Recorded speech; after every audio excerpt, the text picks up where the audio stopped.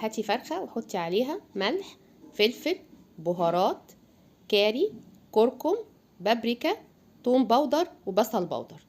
ونحيقها ونفضل ندعك الجلد فيها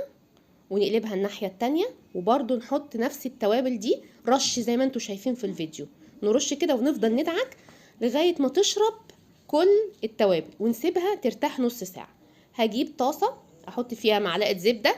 معلقة زيت، واشوح فيهم الفراخ بالظبط زي ما انتوا شايفينها، تتحمر خالص كأنها اتحمرت، واحطها على جنب. في نفس الطاسة هحط بطاطس وفلفل رومي وبصل واشوحهم، واحط كاري واحط كركم،